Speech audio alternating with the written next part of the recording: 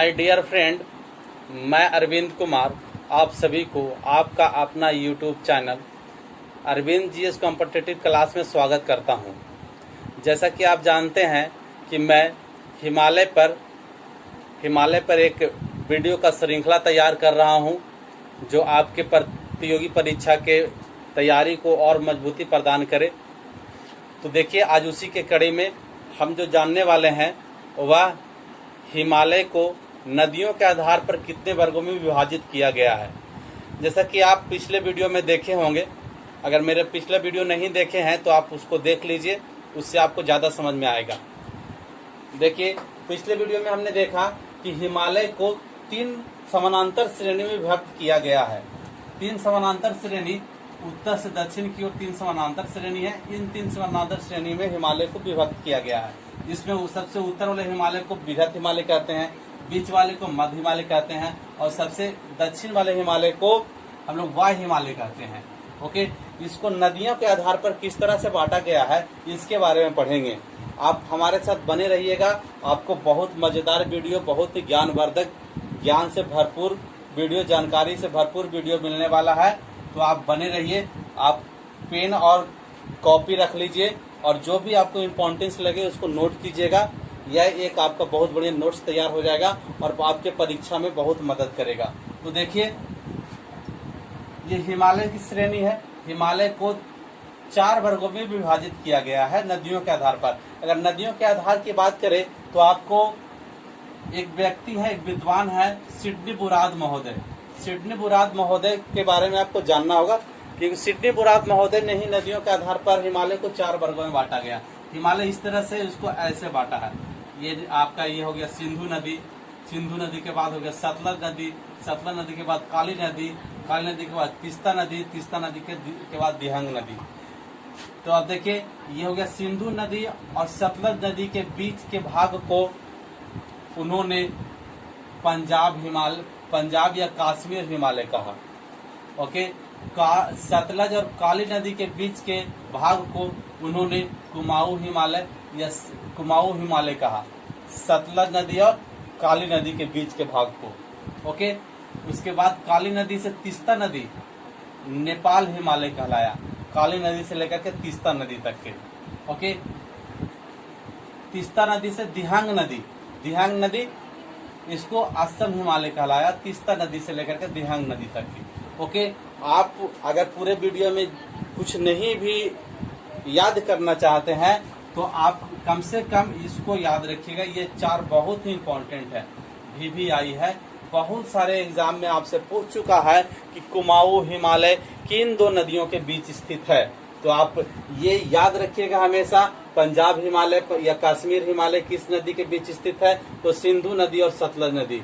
कुमाऊं हिमालय किस नदी के बीच है, सतलज नदी और काली नदी। नेपाल हिमालय किस नदी के बीच है, काली नदी और तीस्ता नदी। असम हिमालय किस नदी के बीच है, तीस्ता नदी और दिहांग नदी। ये आप इसको रट लीजिए, क्योंकि इससे क्वेश्चन बनेगा ही बनेगा। अगर आप प्रॉपर तैयारी कर रहे हो तो सेट मारते होंगे तो आपको सेट में ये क्वेश्चन जरूर दिखता होगा। ओके, अब हम लोग चलेंगे बारी बारी से। पंजाब हिमालय, फिर कुमाऊं हिमालय, नेपाल हिमालय, असम हिमालय, सभी के बारे में हम लोग पढ़ेंगे।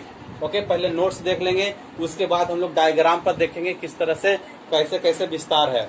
ओके, तो देखिए, हम देखते हैं पंजाब या कश्मीर हिमालय। पंजाब या कश्मीर हिमालय की बात करें तो ये कहां से कहां तक है, तो देखिएगा सिंधु नदी से लेकर के सतलज नदी के बीच में पंजाब हिमालय स्थित है। इसमें कौन कौन से राज्य आते हैं, तो लद्दाख आता है जो यूटी है, जम्मू कश्मीर, ये दोनों यूटी है, यूटी। ओके, और एक राज्य आता है हिमाचल प्रदेश। लद्दाख, जम्मू कश्मीर, हिमाचल प्रदेश, पंजाब हिमालय या कश्मीर हिमालय के अंतर्गत आता है। ओके, अगर इसमें हम बात करें तो कौन सी चोटी सर्वोच्च चोटी है, तो ये कश्मीर हिमालय या पंजाब हिमालय की सबसे सर्वोच्च चोटी की बात करें, सर्वोच्च चोटी की बात करें तो K2 है जो सर्वोच्च चोटी है। Okay, K2। सिडनी बुराद महोदय ने हिमालय के अंदर, हिमालय के ये नदियों के आधार पर जो बांटा, उसमें काराकोरम को भी शामिल कर लिया है। ओके, तो काराकोरम भी इसी के अंतर्गत आता है। तो K2 अर्थात गॉडविन ऑस्टिन काराकोरम पर्वत की जो सबसे ऊंची चोटी है वो K2 है जो इसी श्रेणी में आएगा। ओके, काराकोरम पर्वत की K2, इसकी ऊंचाई क्या है 8,611 मीटर। Okay, 8,611 metre. ये भारत की सबसे ऊंची चोटी है, इसके बारे में ये याद रखिएगा, भारत की सबसे ऊंची चोटी है K2। K2 क्या है, भारत की सबसे ऊंची चोटी है, काराकोरम की सबसे ऊंची चोटी है, और ये पंजाब या कश्मीर हिमालय की सबसे ऊंची चोटी है। आगे चले, अगर इसमें श्रेणी की बात करें, कौन कौन श्रेणी ये पंजाब या कश्मीर हिमालय में है, तो श्रेणी की बात करें तो काराकोरम श्रेणी है, पीर पंजाल श्रेणी है, जौस्कर श्रेणी है, धौलाधर श्रेणी है। ओके, अगर आप शुरू से मेरा वीडियो देख रहे होंगे तो मैं काराकोरम, पीर पंजाल, जौस्कर, धौलाधर ये सारा बहुत बढ़िया से समझा चुका हूँ। जो भी हमारे साथी नहीं देखे होंगे तो कृपया इस वीडियो को यहीं पे रोकिए, पहले उस वीडियो को देख लीजिए सभी वीडियो के, उसके बाद इस वीडियो को देखिएगा तो ज्यादा समझ में आएगा। ओके, तो आगे चलते हैं। दर्रा की बात करें तो दर्रा, बुरजिला दर्रा, जोजिला दर्रा, सिपकिला दर्रा, बड़ा लाचला दर्रा, रोहतांग दर्रा। अर्थात आप ये मान के चलिए, लद्दाख, जम्मू कश्मीर और हिमाचल प्रदेश में जो चीज भी होंगे ये सारे के सारे इस हिमालय के अंतर्गत आ जाएंगे। ओके, तो बुरजिल दर्रा और जोजिला दर्रा ये दोनों दर्रा जम्मू कश्मीर में हो गया, और सिपकिला, बड़ा लाचला, रोहतांग दर्रा ये तीनों दर्रा हिमाचल प्रदेश में हो गया। हिमाचल प्रदेश, ये तीनों दर्रा हिमाचल प्रदेश, एचपी का मतलब हिमाचल प्रदेश। ओके, घास के मैदान की अगर हम बात करें तो यहाँ घास के मैदान देवसाई है, रूपसू है, मर्ग है। ओके, घास के मैदान देवसाई, रूपसू, मर्ग।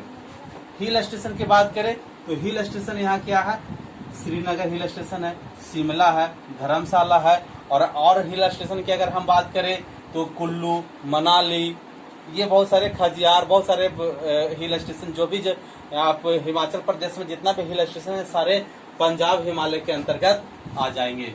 ओके, ठीक है। तो हमने अभी क्या पढ़ा कि पंजाब हिमालय को नदियां के आधार पर कितने भागों में बांटा, क्योंकि रिवीजन करना बहुत जरूरी, जब तक रिवीजन नहीं कीजिएगा तब तक आपको याद नहीं रहेंगे। ओके, तो 4 भागों में बांटा गया। तो क्या, पहला पंजाब हिमालय, कौन कौन नदी, सिंधु सतलज, कुमाऊं हिमालय, कौन कौन नदी, सतलज काली, नेपाल हिमालय, कौन कौन नदी, काली तीस्ता, असम हिमालय, कौन कौन नदी, तीस्ता दिहांग। ओके, पंजाब हिमालय में सबसे ऊंची चोटी K2 काराकोरम में है, इसमें श्रेणी काराकोरम श्रेणी, पीर पंजाल श्रेणी, जौस्कर श्रेणी, धौलाधर श्रेणी। ओके, दर्रा की बात करें बुरजिला दर्रा, जोजिला, सिपकिला, बड़ा लाचला, रोहतांग दर्रा, जिसमें बुरजिला और जोजिला दर्रा जो है जम्मू कश्मीर में है, बाकी सिपकिला, बड़ा लाचला और रोहतांग दर्रा ये एचपी अर्थात हिमाचल प्रदेश में है। घास के मैदान देवसाई, रूपसू, मर्ग। हिल स्टेशन श्रीनगर, शिमला, धर्मशाला, कुल्लू, मनाली और बहुत सी चीजें। ओके, आगे देखेंगे। ये हो गया पहला, हम लोग पहला देख लिए है ना। दूसरा देखें कुमाऊं हिमालय। कुमाऊं हिमालय की अगर हम बात करें तो कुमाऊं हिमालय सतलज नदी से लेकर के काली नदी के बीच में स्थित है। सतलज नदी और काली नदी के बीच स्थित है। इसका विस्तार कितना है, तो इसका विस्तार 320 किलोमीटर, 320 किलोमीटर में ये विस्तृत है। ओके, सर्वोच्च चोटी की अगर बात करें इसमें तो नंदा देवी सर्वोच्च चोटी है। ये नंदा देवी उत्तराखंड की सर्वोच्च चोटी है। ओके, दर्रा की बात करें तो दर्रा इसमें माना दर्रा, नीति दर्रा, लिपू लेक दर्रा। एक चीज ध्यान दीजिएगा कि जो भी उत्तराखंड में होगा वो सारा के सारा कुमाऊं हिमालय के अंतर्गत आ जाएगा। ओके, कुमाऊं हिमालय को गढ़वाल हिमालय भी कहा जाता है। हिमनद की अगर हम बात करें तो गंगोत्री हिमनद, यमुनोत्री हिमनद, मिलान हिमनद, सतोपंथ हिमनद। ओके, नदियां की बात करें तो भागीरथी गंगोत्री से निकला है, यमुना यमुनोत्री से निकला है, अलकनंदा, पिंडारी ये सब सतोपंथ से निकला है। ओके, घास की बात करें तो प्यार, बुग्याल या घास के मैदान है। ओके, हिल स्टेशन की अगर हम बात करें तो मसूरी, अल्मोड़ा, नैनीताल, रानीखेत यहाँ के हिल स्टेशन है। ओके, ये उत्तराखंड स्पेशल अगर आप पढ़िएगा, उत्तराखंड स्पेशल, उत्तराखंड पीसीएस हो गया, उत्तराखंड से अगर कोई तो इसमें, या फिर बहुत सारे हमारे राष्ट्रीय मुद्दा पर भी एग्जाम में भी पूछा जाता है कि उत्तराखंड के 4 धाम, उत्तराखंड के 4 धाम की बात करें तो गंगोत्री, यमुनोत्री, बद्रीनाथ केदारनाथ, ये चारों उत्तराखंड के, देखिए उत्तराखंड के पंचप्रयाग, पंचप्रयाग वह स्थान कहलाता है जहाँ गंगा नदी में, गंगा नदी का जो पूर्ववर्ती नदी है अलकनंदा, अलकनंदा में कई नदियां आकर के मिला है, और जहाँ जहाँ नदियां आकर के मिला है, जहाँ कई अलग अलग नदियों का संगम हुआ है, उन संगम को ही प्रयाग के नाम से जाना जाता है। जैसे पहला है विष्णु प्रयाग, दूसरा कर्ण प्रयाग, तीसरा नंद प्रयाग, चौथा रुद्र प्रयाग, पांचवा देव प्रयाग। इन्हीं को पंच प्रयाग के नाम से जाना जाता है। अगर कोई उत्तराखंड में घूमने जाते हैं तो ये इन्हीं स्थानों पर धार्मिक दृष्टि से घूमने जाते हैं, ये पंच प्रयाग पे। पंच प्रयाग में, विष्णु प्रयाग में कौन कौन नदी मिला है? विष्णु गंगा नदी और धौली गंगा नदी। ये विष्णु गंगा और धौली गंगा दोनों मिलने के बाद अलकनंदा बना। कर्ण प्रयाग में अलकनंदा नदी और पिंडारी नदी आकर के मिला है अलकनंदा में, और ये अलकनंदा बना। नंद प्रयाग में अलकनंदा चल रहा है, उसमें आकर के नंद का नदी मिला, मिलने के बाद जो बड़ी नदी होता है उसी के नाम से आगे नदियां चलते रहता है, तो अलकनंदा कहलाएगा। फिर रुद्र प्रयाग में अलकनंदा में मंदाकिनी नदी आकर के मिला है, अलकनंदा के नाम से ही चलता जाता है। देव प्रयाग में भागीरथी नदी अलकनंदा में आकर के मिला है, और ये दोनों मिलने के बाद ये नदी का नाम गंगा हो जाता है। अर्थात गंगा का उद्गम नहीं, गंगा का निर्माण होता है। ओके, देख लीजिए डायग्राम पे बता देते हैं। हालांकि ये नदियां में पढ़ना है, गंगा नदी जब हम पढ़ेंगे, पर्वत के बाद हम लोग नदी पढ़ेंगे, तो नदी में गंगा नदी का निर्माण किस तरह से हुआ है उसमें हम लोग पढ़ेंगे। डायग्राम में देख लीजिए, ये मान लिया कि उत्तराखंड में ये गंगोत्री हिमनद है, गंगोत्री हिमनद, हिमनद हिमनद का मतलब होता है कि एक पहाड़ जो हिम अर्थात बर्फ से ढका हो और वहां से नदियां निकलता है, वो होता है हिमनद। ओके, ये गंगोत्री हिमनद। इधर में और आगे चले गढ़वाल हिमालय, ये गढ़वाल हिमालय कहलाता है, उत्तराखंड में इसको गढ़वाल हिमालय कहते हैं। गढ़वाल हिमालय ये यहाँ से निकलता है, यहाँ एक हिमनद है जिसका नाम है संतोपंथ हिमनद, संतोपंथ हिमनद। यहाँ से निकलता है एक नदी जिसका नाम है भागीरथी, भागीरथी। यहाँ से एक नदी निकलता है, यहाँ से दो नदियां निकलता है, एक नदी इस तरफ से, एक नदी इस तरफ से। एक नदी का नाम है विष्णु गंगा, विष्णु गंगा, और एक जो इस तरफ से जो नदी निकला इसका नाम है धौली गंगा, धौली गंगा।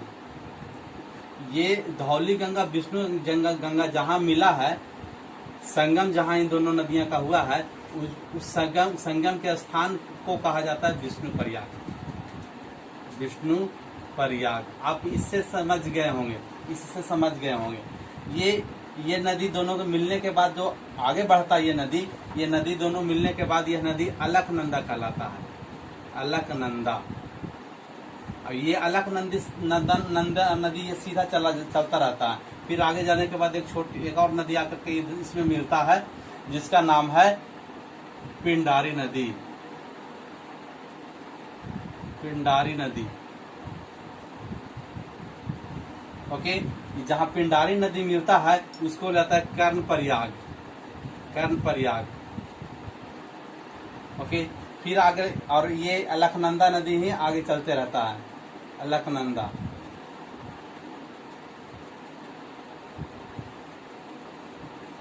फिर आगे जाने के बाद फिर एक नदी आगे जाकर के मिलता है जिसका नाम है नंदका नदी, नंदका नदी। और ये जहाँ मिलता है उस स्थान को कहा जाता है नंद प्रयाग, नंद प्रयाग। फिर आगे जाने के बाद अलकनंदा नदी में एक और नदी आकर के मिलता है जिसका नाम है मंदाकिनी, मंदाकिनी नदी। और ये मिलता है रुद्र प्रयाग के पास, रुद्र प्रयाग, प्रयाग। ओके, आगे बढ़ेंगे तो आगे ये इधर से आता है भागीरथी नदी और इधर से आता है अलकनंदा नदी। ये दोनों एक स्थान पर मिल जाता है जिसको कहा जाता है देव प्रयाग, देव प्रयाग, इसको देव प्रयाग कहते हैं। और देव प्रयाग नदी के बाद ये इधर से भागीरथी आया, इधर से अलकनंदा आया, ये कहाँ मिला? देव प्रयाग में। देव प्रयाग के बाद जो नदी निकलता है जिसका नाम है गंगा नदी।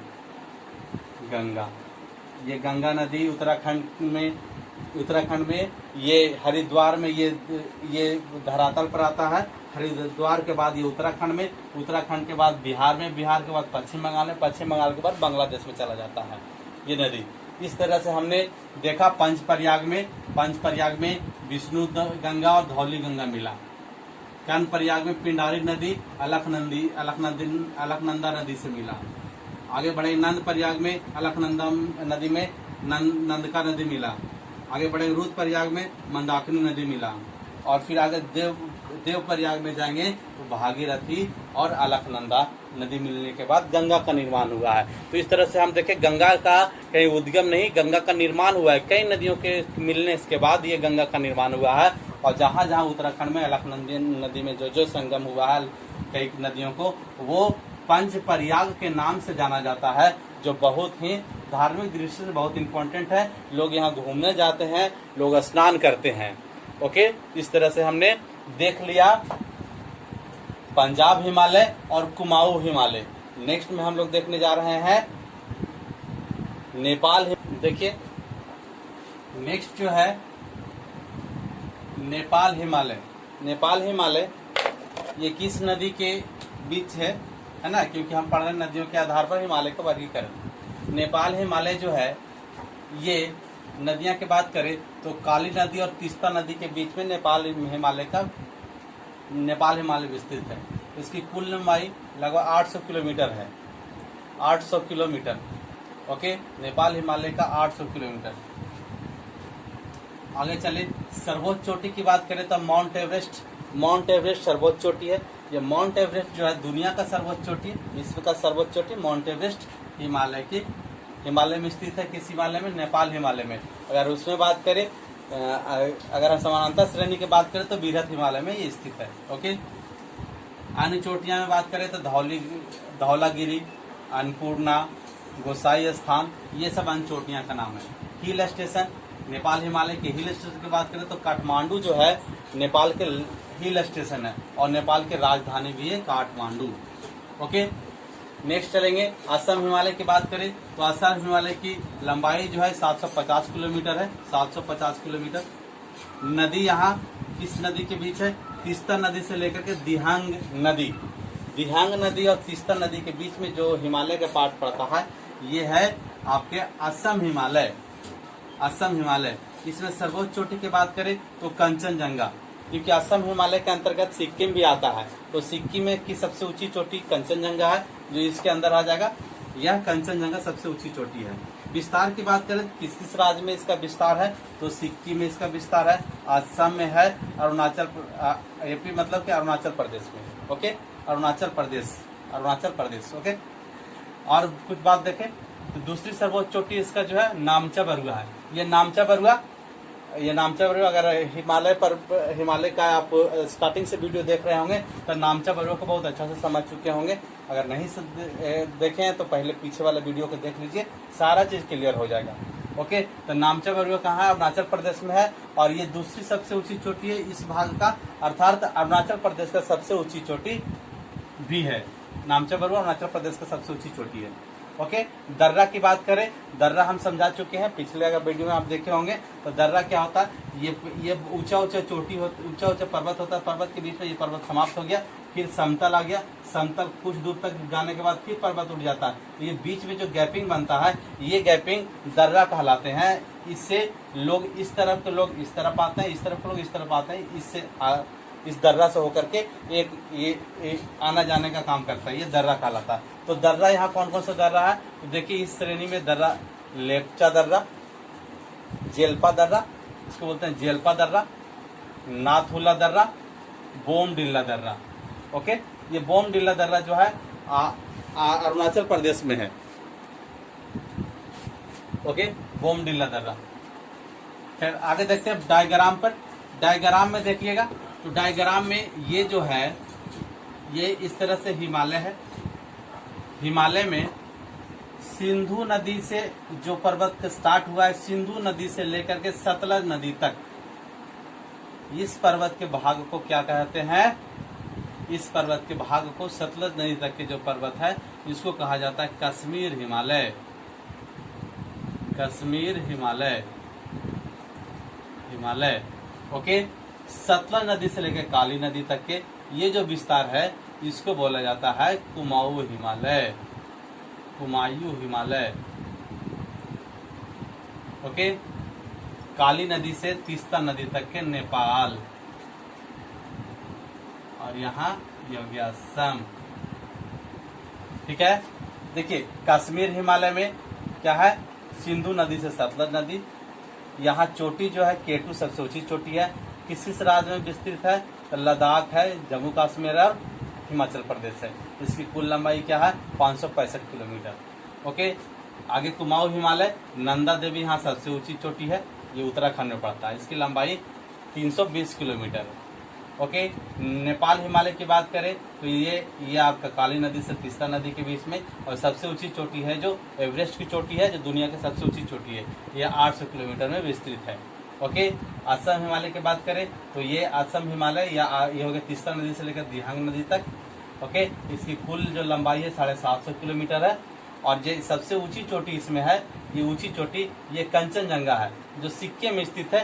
सिक्किम की सबसे ऊंची चोटी कंचनजंगा है, भारत की दूसरी सबसे ऊंची चोटी कंचनजंगा है।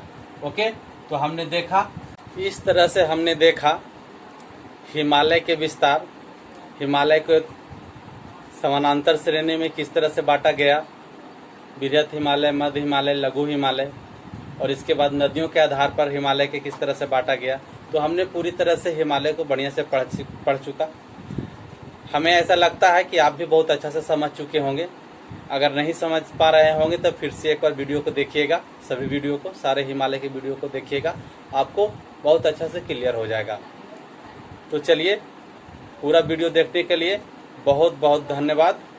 और हाँ, चलते चलते एक बात का ध्यान रखिएगा, अगर आप हमारे चैनल पर नए हैं तो चैनल को सब्सक्राइब कीजिए, और हमारे उसमें जो बेल आइकन है उस पर भी क्लिक कीजिए, ताकि आपको हमारा जो भी वीडियो डाले उसका नोटिफिकेशन आपके पास चला जाए।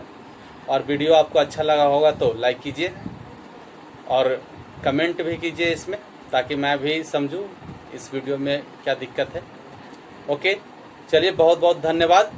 जय हिंद।